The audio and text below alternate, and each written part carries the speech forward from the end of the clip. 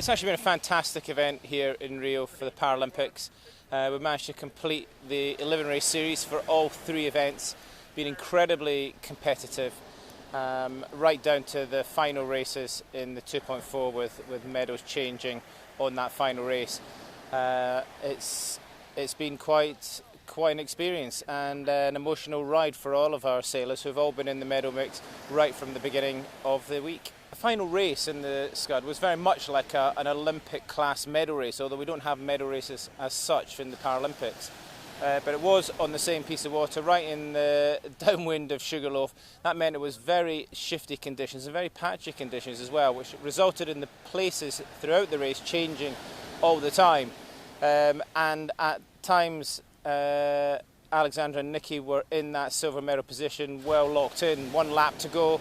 At other times on the final run, they were well out of the medals, and they managed to then get past the final boat that they needed on the last leg of the course to retain a bronze medal. Their second bronze medal, of course, that they've won together, and our first medal here at this Rio 2016 Paralympics. The final race of the regatta was the 2.4 race, and it was the one that was most tightly fought. There were a number of boats still in it for all medals up for grabs, and of course Helena Lucas was leading the charge going into that final race.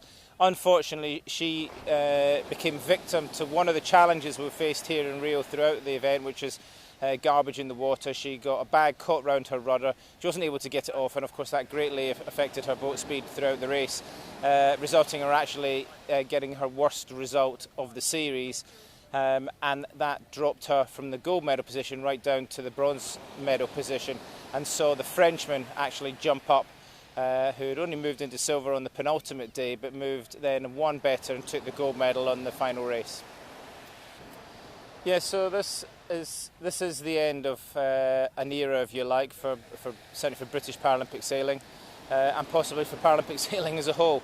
Not in the list of events for 2020, of course. Paralympic sailing and world sailing, is the International Federation trying very hard to ensure it's back in play for 2024. However, the sailors that are here in this Paralympic team, we've been on a journey for some number of years, a number of Paralympic games together. 4 medals won over the last couple of games, some great consistency, a number of world championships over that period, and they really have done Paralympic sailing in Britain proud, and they should be very proud of their achievements. And now, of course, they'll be looking to what next. Some may well hang on looking for the return of the sport in 2024. Others will probably move on to a new chapter in their life. But certainly they've had some great experiences through their time with the British sailing team, and we wish them all well.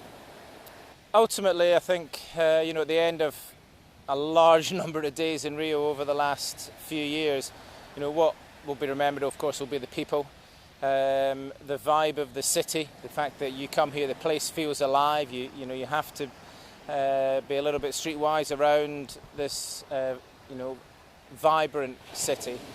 But the backdrop, the venue for the actual sailing, the amphitheatre, if you like, of the sailing event has been impressive.